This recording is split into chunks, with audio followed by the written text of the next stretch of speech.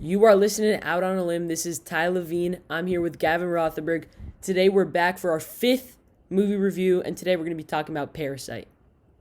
Yep, Parasite we watched together over the weekend, and it was a movie Ty had already seen, but he watched it for a second time because he liked it so much. And me, I love the movie. So as always, we're gonna talk about our viewer experience before we talk about the certain categories and the ratings for each category. So for me, my viewer experience at first, I was telling Ty I felt a little bit lost and I was a little bit not so much confused, but I didn't really understand what was happening at first with the because the dialogue is in Chinese, but when you start to get used to it with the subtitles and you realize that like it's really not that confusing. But um, at first, it just kind of seems like a comedy movie, and then after that sort of twist throughout the middle, you start to become super, super interested.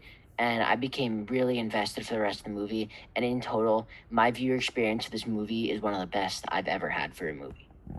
Well, when I first started watching this movie, I'm kind of like recalling the first time I saw it, which was a few months ago, and I was kind of like confused on why I like liked it because starting off the movie was kind of just giving background. It was about that poor family in like the slums of Korea, and it was like the conceptually it's not interesting at all. It's just them in their daily lives being a really impoverished family, and I like realized that I was really connected to that family, and I don't think it was because of the acting. I really give like the credit to the production and the directing of the movie, but I realized that I was really attached to this family, the Kims, the poor family, and by the end of the movie, with all the twists and turns, just a really well made movie. I realized why I liked it so much and why I was so attached. Yes, this sort of moves us into the first category, which is the story slash the plot, how entertaining it is, how the movie is told, and it's out of 15 points. So, as I said before, at first it seems like a comedy, like some of the things are kind of funny, and I think that's actually on purpose because I think the director, Bong Joon-ho, who's an absolute genius, he will kind of wants the viewer to make it feel like a comedy and like this light-hearted movie up until that middle twist when the family goes down into the basement and they see what's happening, and then all of a sudden boom, it just becomes a thriller and you have no idea what's about to happen next. And then as you were saying, something that I noticed was that it makes us feel sympathy for the Kim family and what they have to deal with. And of course, obviously, if you're still listening to this, there's a spoiler alert with everything that happens in this movie, but we sort of feel justified for when the Kim father murders the Park father at that birthday party scene because we see all the sort of disrespectful things that the Kim family did towards the lower social class, and it sort of makes us understand the anger and outrage of the Kims. Yeah, what I love about this movie is that it seems like Joon-ho when he was thinking of this movie, when he was envisioning it, it kind of was just like a creative idea he had. Because of course the real motivation of this movie was the message and the critique of social and economic classes, but we'll get into that later. And I feel like he kind of just it was almost like he was sitting down on his couch one day and he thought of like an elaborate story in his head, or it was almost like a dream, a crazy dream, and he put it on a movie screen. And I thought it was really a really original movie, and I loved how like original and authentic it was. It wasn't really like anything I'd ever seen before. Yeah, and another thing that I was talking about was that a lot sort of it goes over our head when we were first watching the movie, but once we start to think about all the little things, we realize that the director he put these pieces together on purpose to get the reader thinking and see how everything connected. And in total, just the ending was amazing as well. I thought this story was up there with Shawshank, So I gave it a 15 using the out on a limb rules. It is not maybe not better than anything else I've ever seen, but it's just as good as anything else I've seen for the story. So I gave it a 15 out of 15. I gave it a 14. I couldn't give it a 15 just because, I don't know, a movie like Fight Club or even like, I don't know, like Joker, There Will Be Blood. Like those movies I'd say are kind of like more conceptually interesting, like plot wise are cooler to me. But I love how the story unfolds in this movie, and that's why I gave it a 14 out of 50. I feel like everything, like you said, has a purpose, and everything kind of builds on top of one another to lead up to the climax, which is the ending, that murder spree at like the upper class birthday gathering. And I thought it was such a beautifully like crafted ending, and I feel like the storytelling was so good because it perfectly led up to that climax, and it just made it even better. Yeah. So, moving on to the next category, we have character and character development, which is out of 20 points. And I thought the character development all around was solid. I feel like this movie is a little more about the concept and the theme than about the individual characters themselves. But at the same time, it's important to recognize what these characters are like. So I thought it was really interesting how the poor family, like Jessica and the son, completely take advantage of the gullible mom of the Park family and are able to get their entire family working for them and completely taking advantage of them.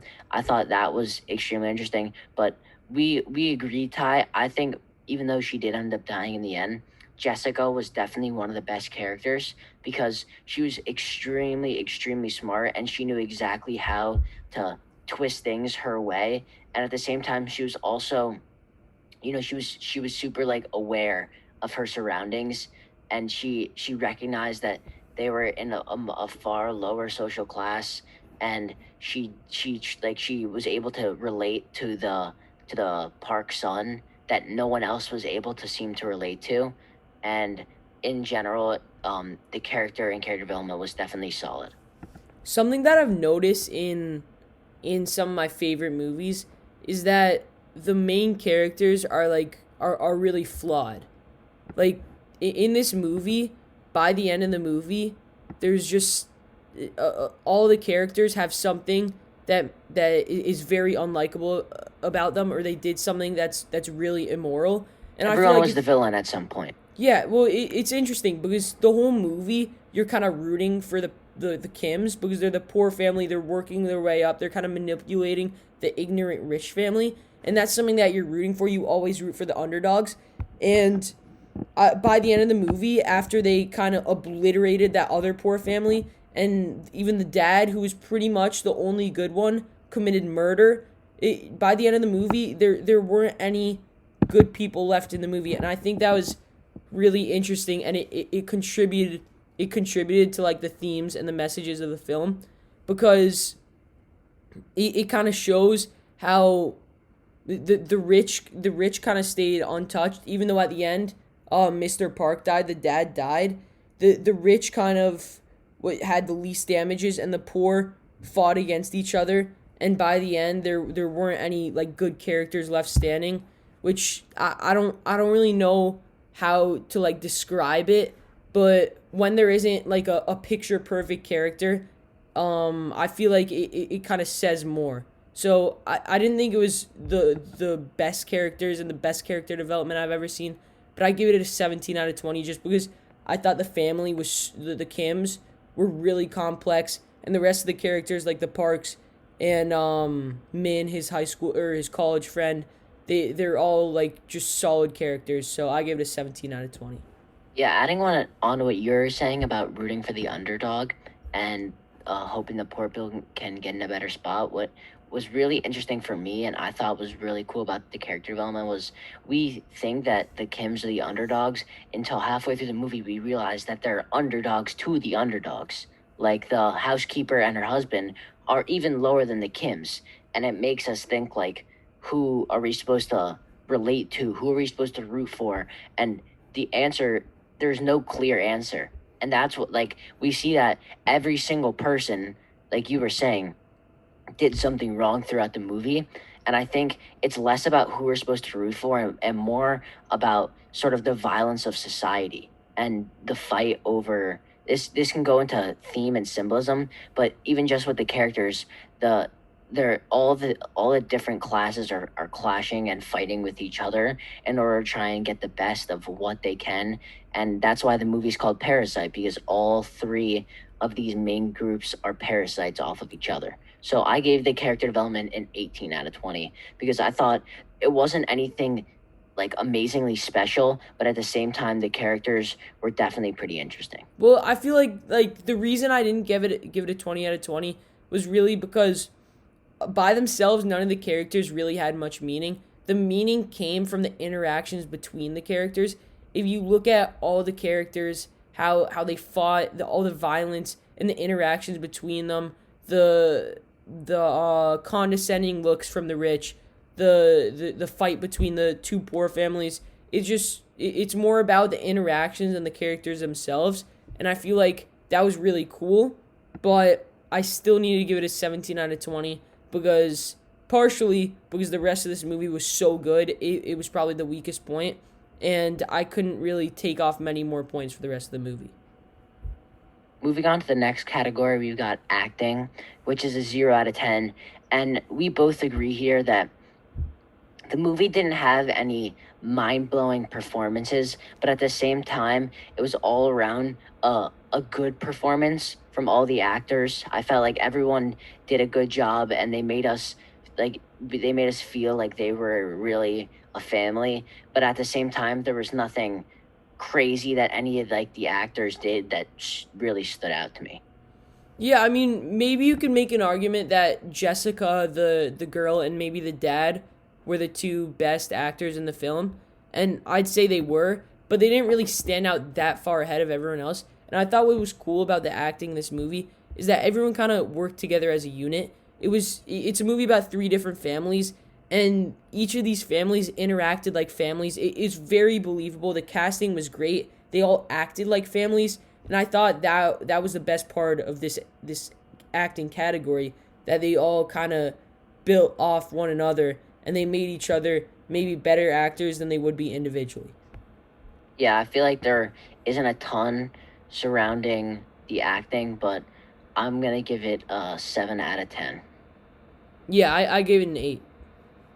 So moving on to production and directing, which is something that was definitely really, really strong from this movie. There's a lot to the production, more than just the music and what we see, like the production. There's kind of more to this compared to other movies. The casting was really, really good, but the plot twist goes into the production, and this movie had you like you anyone could ask Ty. I was on the edge of my seat during that plot twist. I had no idea what was going on, and at the end of the movie, I was freaking out. I was super like invested in what was happening, and all around. We're gonna get into it further, but I thought the production and directing was very, very good. Yeah, well, starting it off, I feel like this movie was very like visually symbolic. Obviously, we have a whole category dedicated to symbolism, which we'll talk about next.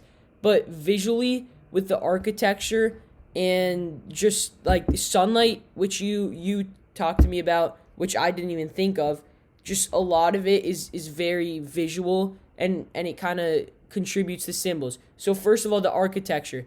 Every time someone would go up, like walk up a staircase, walk up a hill, that represented them rising in social class, and they did a great job of making the set very like vertical. Yeah, I think vertical is the word that you'd use. I feel like every time like a major event happened, someone either went up or down the either the stairs to the basement, the hill that led down to the poorer neighborhood, the stairs that led down to the poorer neighborhood. And I thought that was really interesting. You also mentioned that the sunlight was very like it was very important in this movie, and I now that I think about it, that's a great point, because at the Parks house It's very sunny. They're in the sunlight the whole time. They have a direct view at the sky. And in the slums of the poorer family, the Kims, they never really get to see the sunlight, and it kind of it contributes to like the mood, the atmosphere down in the slums, and how they really don't have as much opportunity or sunlight to achieve their dreams. Yeah, and in addition to that, there were some little like special lines that I thought that go into production that like I love those little Easter eggs that when you after the movie you realize are like get you thinking they were super cool. So one thing that the park father says to the driver, um Jessica's dad or the Kim father, is that the thing about their old housekeeper was that she always ate enough for two, and well, she was always getting enough for two, as we learn that she was taking extra food to give to her husband. And I thought that was a really cool thing. And then there's something that I thought was even more interesting was that at the beginning of the movie, so the mom is super super gullible to all these like spiritual things that Jessica talks about, right? Like the son's trauma when he was younger, and like art therapy and everything like that. And in the end, it's Jessica that falls victim to this whole spirit thing, because at the beginning of the movie, the mom tells the um the Kim's son that the art teacher for the kid has never lasted more than a month, and I think that kind of foreshadows to Jessica's death, because she doesn't end up lasting for long either, and she ends up dying. So those neither of those things are super duper important to like with the actual movie, but I thought they were little Easter eggs that were super interesting. So I gave it a 9 out of 10 because I couldn't put it up there with like the production of Fight Club, but I was close to giving it a 10. Yeah, well, I think what makes Parasite such a beautiful film is when you think about other movies, you often think about performances of actors like Tom Hanks, Daniel Day-Lewis. Of course, the acting's amazing, but when I think of Parasite, I just think of Bong Joon-ho. This was his masterpiece. This was his performance of his life, and I think that that's what makes this movie so good. It's not the performance of the actors, but it's the performance of the director. And he could have made this movie with horrible actors, and it would have been, yeah, I think it still would have been a great movie.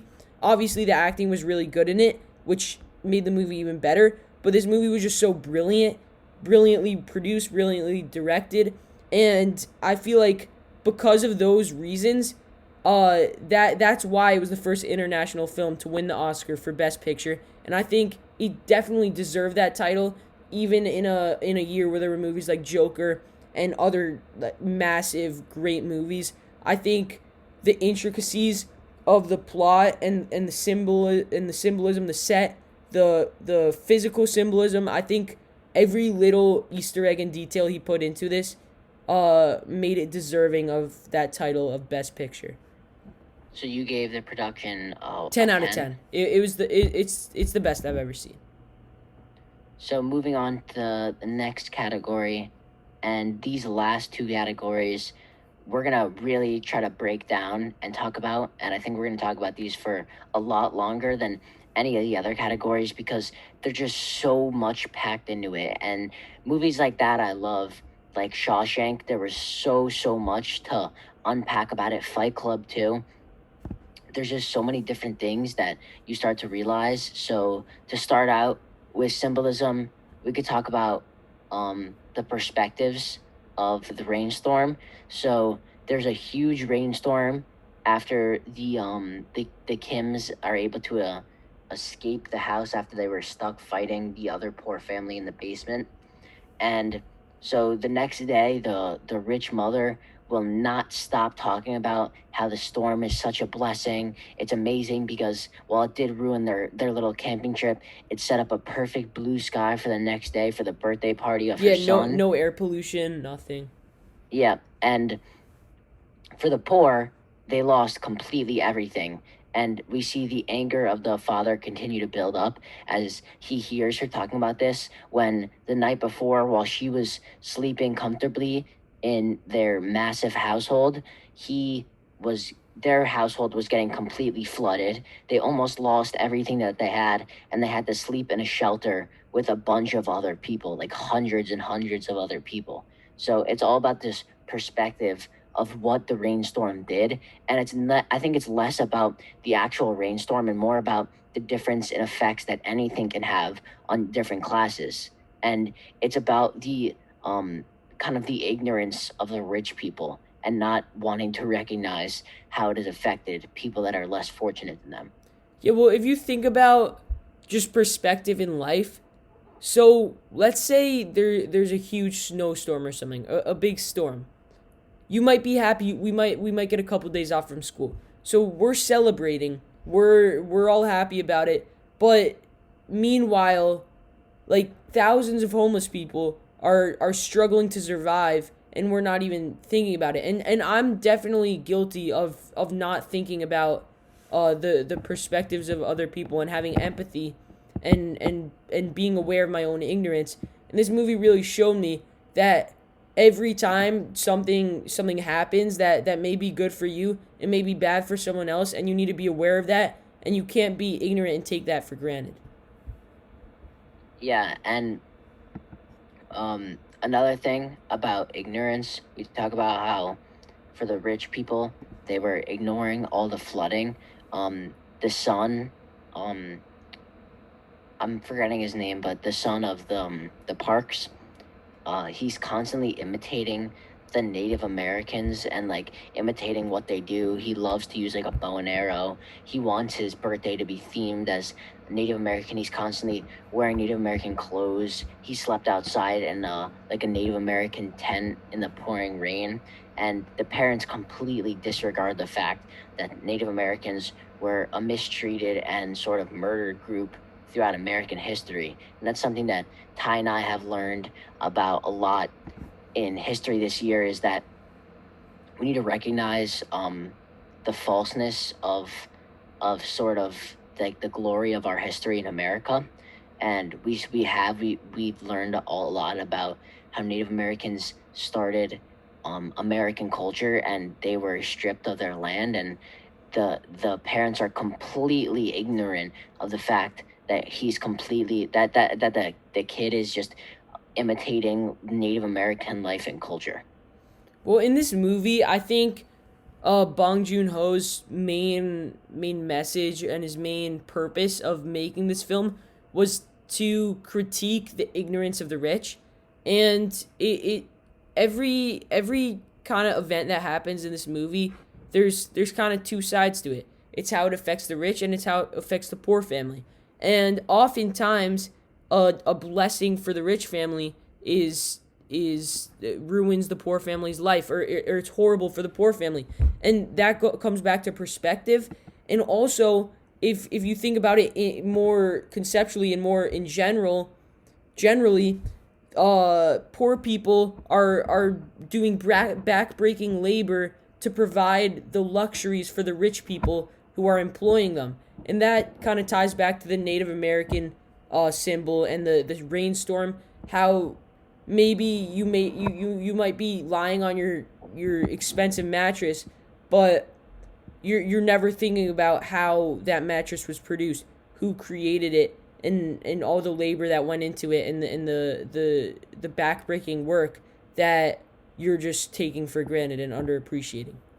Well, something I haven't thought about before, but I'm thinking about now, and you can correct me if I'm wrong in this thought, but maybe the director, Bong Joon-ho, incorporated this Native American thing on purpose, because we talked about it, the Native Americans were a very large part of it, of the start of American culture, because they were far more advanced than we had thought. And Ty and I, we learned this, that they had certain like structures and buildings, and they had certain things in society that we have today, or that have influenced what America like is today, and yet Native Americans get a lack of credit to what they've done, and they're only left with a lack of land. And this connects to the poor people that are working super hard, as you said, and the rich people are just profiting off that with no credit going to the poor people. So maybe the parents are being ignorant to this Native American thing on purpose because they are also ignorant to what's going on around them in real life. Yeah, I never thought of that. So I also want to talk about this other symbol that we during the movie we were talking about this. There's a rock that Kevin, the boy who's pretty much the main character, his college friend Min gives to him. He gives to his family, and the Kim family's like, oh, how metaphorical. That's such a piece of art. It's just a rock though, and so this is a gift from the rich that's to the poor people. And so this rock, it appears so many times throughout the movie. So Gavin and I were talking about it. We knew that it had to have a meaning. And watching YouTube videos, reading articles, nobody talks about the rock. So I kind of thought about it myself a little bit, and I was thinking about what happened to the rock throughout the movie. So it was given as a gift from rich to poor people. And then the rock was eventually used as a murder weapon from poor people against poor people. And I feel like that's very well the Kim family said the rock was metaphorical, but that sequence of events is very metaphorical in my opinion. Ironic because the rich is giving that the gift to the rock, and instead of using that rock, just putting it aside, the poor people use like anything that the rich gives them, any leverage that rich gives them, they use it against each other to fight against each other when the real hostility is towards the rich people. And I feel like that the rock kind of represented that. Instead of just letting the gift have no meaning and just the rock being there, the poor people use it to fight and kill each other instead of realizing that their true hostility was towards the rich people that gave them that rock. Something else that I thought about with the rock that I just kind of thought about and took upon myself was that the rock has to do with this whole idea of plans or the lack of plans and the success of it. And the dad talks about to the kids when they ask him what his plan is, he says that there's no plan because every plan ends up failing. And we kind of see that the rock in one scene near the end, he's setting it. It's just like a metaphorical thing. He's setting it in the river and it places perfectly. And I think that's like saying to set a plan. And he uses rock to go down and try and set a peace offering to the people stuck in the basement. And quite literally, the plan hits him in the head and almost kills him. And so like the plan turns on him just as the dad says the plan doesn't work, and the rock, which was supposed to be his whole plan to cause peace between him and the other family, ends up almost killing him. So I think another big thing that the rock is talking about is the lack of plans and the lack of success that plans have in life. Yeah, I never really thought about that. The one symbol that I feel like is probably the most important in the film is the symbol of a parasite. So the movie's called Parasite, and that movie the title may just seem like ambiguous, just kind of random, but it's not. And it's a really clever title, and I feel like that's something that the production and the directing, like that, all props to them. Amazing title, because the parasite represents how each family in the movie is a parasite. So the poor are parasites off the rich. They work for the rich just to they like parasite off their generosity and their handouts and their money. But the rich also is a parasite off the poor, using their labor so they could afford their luxuries. And then the poor is a parasite off the poor because they're just fighting. It's just poor versus poorer versus poorest. They're just fighting for each other's leftovers and the leftovers of the rich, and they're all trying to be a parasite off the rich. And I feel like the title is so thought provoking, and it's a great like mechanism that's in the film. Yeah, when I first watched the movie, what I thought about was, since watching the trailer, if any of you guys have watched the trailer, you kind of think of it as like a horror movie. It really doesn't tell you much about the movie, which I actually like because I like the fact that it didn't really spoil anything that was going to happen. But I thought like Parasite was going to mean like this like hidden like creature or like figure that was like killing off people like in that scary basement. But what it really means is that it is this invisible thing, but it's a concept, and the concept is what is so scary. It's the fact that in society, no one is working with each other. Every single person is working against each other, and every single person is selfish, and they're only trying to help themselves. And in general, it just creates a lack of unity among all of them, and it ends up working out badly for all of them in the end. No one ends up succeeding.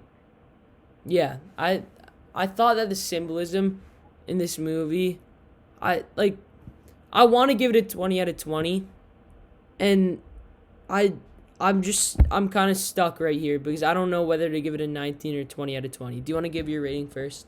Well, before I give the rating, there's well quickly two more little symbols as you talked about before with sunlight. We'll go over quickly.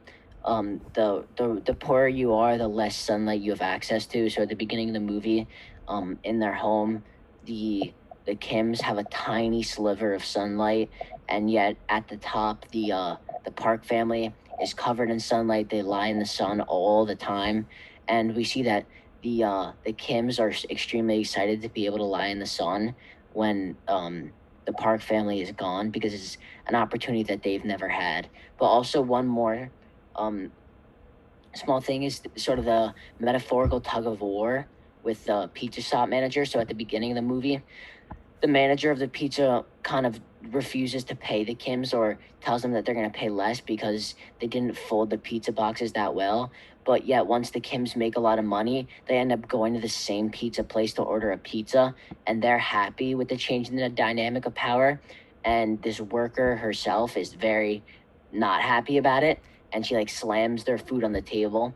And this was less like a super important or crucial thing, but once again, it's just another small little thing that Bong Joon-ho throws in the movie. So I gave the symbolism a 19 out of 20. The same way you want to give it a 20 out of 20, I really want to, but I can't put it there with Shawshank. I think Shawshank just had a little bit too much, and I gave it a 19. I decided to give it a 20 because last episode I gave No Country for Old Men a perfect score, and this is just it's better. Like the symbolism in this movie is better, so I can't give it a 19 if it's worse. So for that reason, I gave it a 20 out of 20, and I think that it's better than Shawshank because I think that in Shawshank the symbols are cool, but I feel like the symbol that just everything about this movie is so culturally, socially, and economically relevant right now to the world. Shawshank is kind of like a life message. This is kind of like a very relevant modern current message about current events, and I feel like just everything about this movie is so like important. It's just a must see movie. It changes the way you think about life and you think about like social and economic classes. So I need to give it a 20 out of 20. Moving on to our final category, we've got the most important one, the cream of the crop. It's the theme slash the message, and this is out of 25 points. Yeah, so there's so many different messages. All of them kind of have to do with social classes and economic classes. And there's so many to talk about, but I just want to talk about one that we've kind of been hinting at the whole time. We've kind of brought it up a couple times.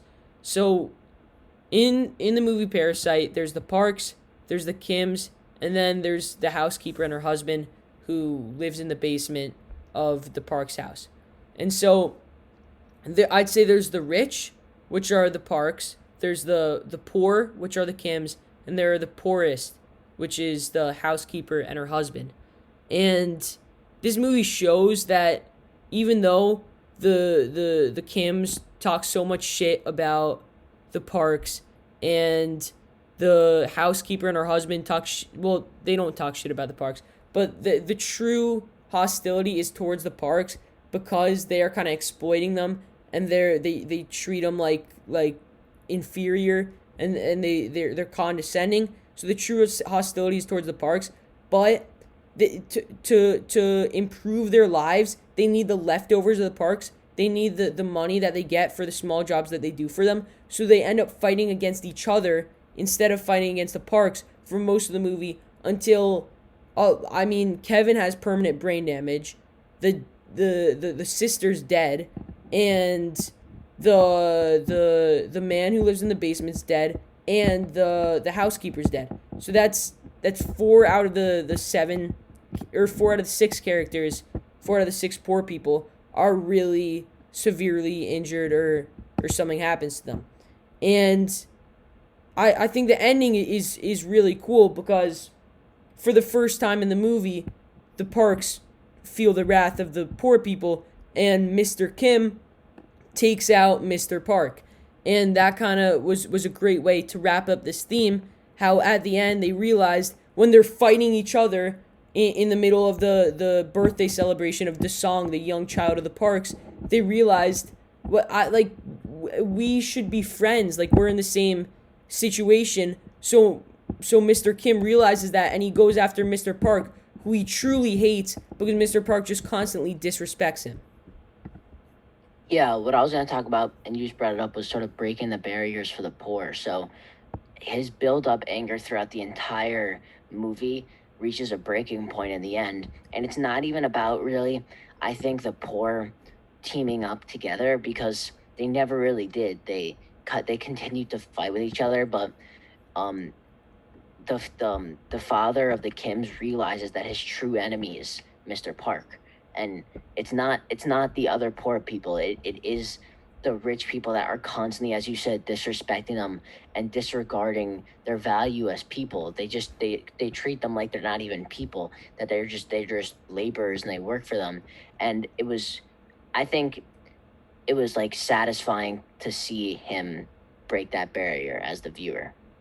Yeah, 100%. I thought the ending just perfectly conveyed the message that um, Bong Joon-ho was trying to convey. And I think that it was one of the strongest endings I've seen. All right, so a theme that I wanted to bring up that I feel like is rarely talked about is comfort. So we talked about Shawshank Redemption, we talked about Fight Club. In Shawshank Redemption, there's a big theme about the comfort of prison and the routine of being in prison. It's not happiness, but it's comfort. Then there's also the comfort of a 9 to 5 job. You feel restricted and depressed, but it's still comfort. And I feel like there's also a comfort that comes with poverty. Once you're in poverty, you're kind of comfortable with not taking big risks and staying in that poverty, even though you could take a chance and try to escape the eternal, like, dreariness of poverty. And I feel like the character of the man in the basement who says, "I'm comfortable here. It's like a home to me," in the basement, where he's struggling to survive and he's almost starving to death. That kind of shows how, like, how he's just comfortable living that way, even though if he took a leap of faith and he tried to get away from the loan sharks that were chasing him, he could live a much better and happier life. And also, we talked about taking risks, plans, and stuff. And Mr. Kim, he said that no plan at all is the best plan because it can't go wrong. And I feel like that ties back to the theme of comfort. If you're scared of failure, you're never going to succeed. And I feel like that's one of the reasons why the Kim family was in poverty. They weren't really trying to do anything creative to get out of the situation they were in. They were folding pizza boxes. They were just trying to get by on a day-to-day basis until they found the parks, which they began to exploit. And that's when they kind of broke that mold of the comfort of their daily lower-class life.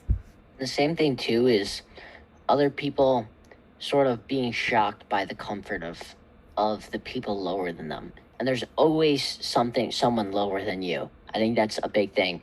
So the parks are shocked by the lifestyle of the Kims. They would be in shock of them having to eat only like soda and certain candy for food. And we, as I said, we feel sympathized with the Kims and their struggle.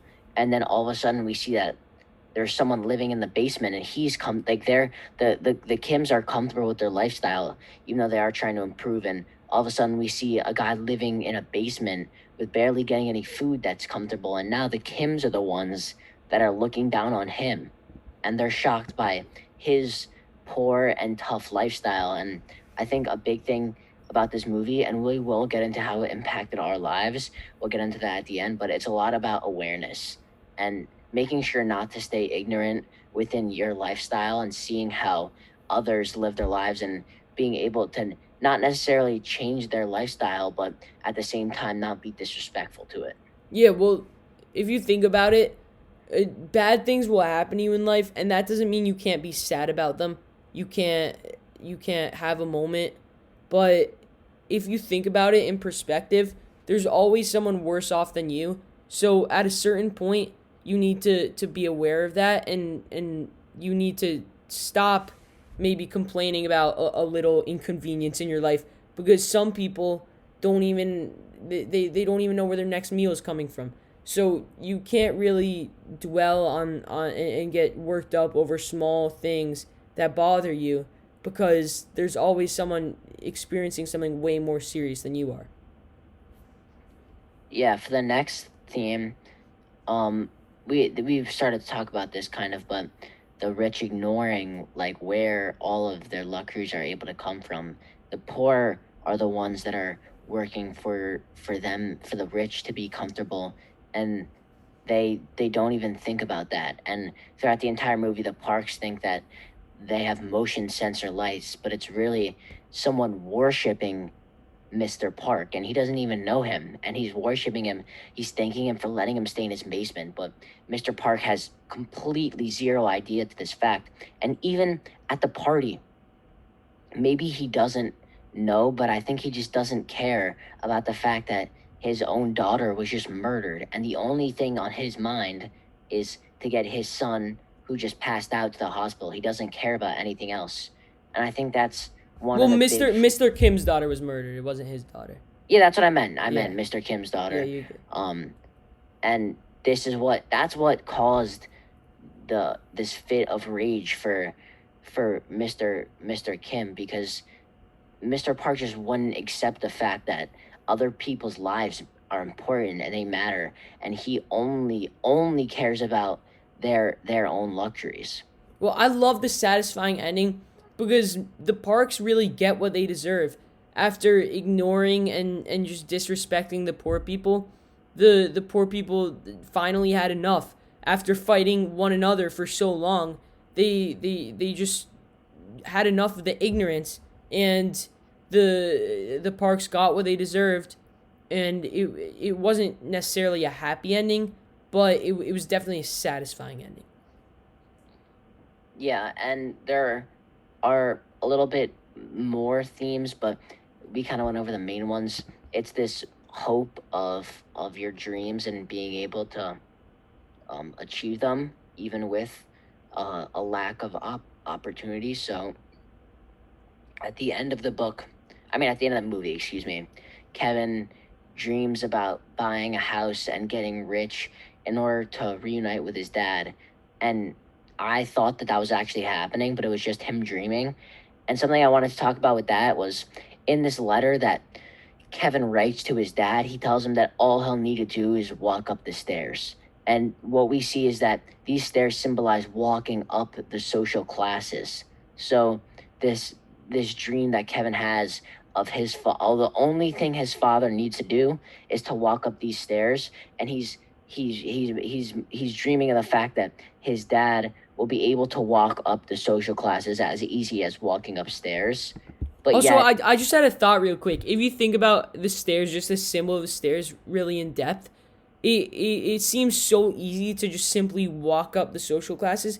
But if you think about it, so much shit went down on those stairs to the basement. The poor people were fighting on one another to get to the top of the stairs. It was like King of the Hill. And it seems so simple to just walk up those stairs. But the obstacles are poor people fighting one another to get to the top of those stairs. And that's why it brings up. and in the end too, no one ends up at the top of the Yeah, stairs. well, it brings up the theme of like class solidarity. Like no one it wants to come together and reach the top of the stairs together. They just want to put one another down to reach the top of the stairs because they feel like that's the best way to reach the And top of then the Mr. stairs. Kim ends up lower, in a place lower than he actually started. And Yeah, no one ends up at the top because everyone, like you said, was just completely fighting against each other. except And the that was, rich. The rich stay at the top. yeah. And the rich sort of stay in this untouchable place. And that's why I think the director made it like interesting for us to see how they were touched, like physically, the family was touched by the murder of the father, but at the same time, they don't get into any trouble whatsoever. They don't lose any other wealth, and they still have a lot of money, while the poor people go back to a spot worse than they came from. And the Kim family, in the end, goes from all of everyone having work to Jessica being dead, them losing their father, and um, Kevin having brain surgery, and he may never really like be the same person that he was. So I think you're right. It's about this the way you go about your dreams, even when having such a little opportunity, that the poor people were constantly just fighting each other for their dreams, and in the end no one was able to achieve it. Yeah, I think the main thing about the themes and the messages in this movie, the main word I'd use to describe them is relevance. I feel like because of how relevant they are, and even though it's a Korean movie, how American these themes are, I feel like it's they're the best I've ever seen in a movie, and I feel like they're the most impactful, influential, and they're just so relevant to our lives. And I need to give it a perfect 25 along with the symbolism, and that's why this movie is so good. This will probably be the only movie that will ever get a perfect 25 and a perfect 20 on the symbolism and the theme, the two most important parts of the movie for me, and that's why it's going to get such a high final score for me. I also gave the theme a 25, but before we finish talking about the theme, I want to talk about how it impacted both of our lives. And I think that this movie was sort of less simple. And if we asked somebody else completely random after they watched the movie, it would affect them in a different way than it affected us. We both are pretty lucky people to be in the spot we're in, and we live honestly pretty easy and fortunate lives. We don't have to worry about food. We don't have to worry about shelter.